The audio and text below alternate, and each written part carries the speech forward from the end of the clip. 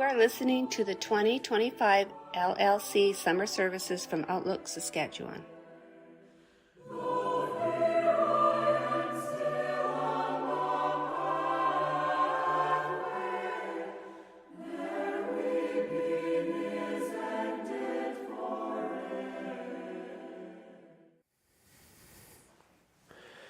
You just heard Brian Johnson of Elk River, Minnesota, give a Sunday school lesson on a parable of Jesus describing the kingdom of heaven. The next live service will be broadcast at 10:30 local time. Have you enjoyed listening to Radio for Kids this year? Did you know that the kids themselves work behind the scenes in these programs? We will now hear a pre-recorded interview with the two boys who have worked with Radio for Kids during the 2025 broadcast. Their mothers also join in the conversation. My name is Laura Piernes. I have two young guys with me who have done some very important jobs on the Radio for Kids broadcast this year. I also have one of the moms, and so we're going to do a little interview. Could you please tell me your names and how old you are? Hi, my name's Kip. I'm 11 years old. I'm Orrin Anderson, and I'm 13 years old. All right. So if you could please tell us what jobs you've done for the Radio for Kids broadcast.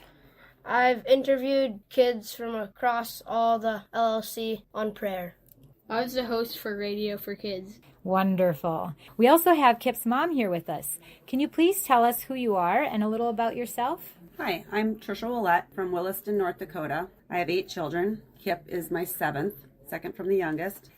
I'm Christy, and I live in Arizona. Orrin is my second oldest. Okay, good. So last year we had 2 girls who did the jobs of host and mini reporter. So this year we wanted to have 2 boys do the job. How do you guys think I found you two to do the jobs of host and mini reporter? Last year, I read a story for Radio for Kids, and maybe you believed I could do some more. That's right. That's exactly right. Kip, do you have a guess? Nope. Nope. So what happened with you was I was asking around in Williston, and somebody gave me your name. And so I contacted your mom, and you have done a fantastic job. The person who gave me your name was absolutely right, that you would do a good job. You both have done such phenomenal work in your roles as Radio for Kids workers. You've spoken clearly and loudly and made yourselves easily understood. Orrin, can you please tell the listening audience how you went about doing the recordings of your host parts? I would enter a quiet room to read off the parts into records. If I'd make a mistake, I would delete the recording and try again. Did your mom have anything to do with what you did? She tried to keep the house quiet. Orrin was really self-sufficient with his duties as host for Radio for Kids. He was able to work the recording app by himself, read his lines, and save the audio files. It was easy as his mom to support him in this work. The only thing I was responsible for was to keep the household quiet while he was recording, which sometimes made everyone laugh at the silly things that were bound to happen to interrupt. Kip, you've made awesome interviews with kids from all over the U.S. How did you go about doing that? I did a lot of friends, and then also my mom would suggest a lot of people, and I would just see if they wanted to do it. If they didn't, that's okay. I'll find someone else. Now, you weren't in the same room as most of them, as I understand. So how did you do that? You can call someone, you can record the call, and that's what I did for a lot of people. Okay, so did you have to do a little bit of editing too, like taking some stuff off or anything? Just a lot of tries. Sometimes, like, people would screw up, so we do another one.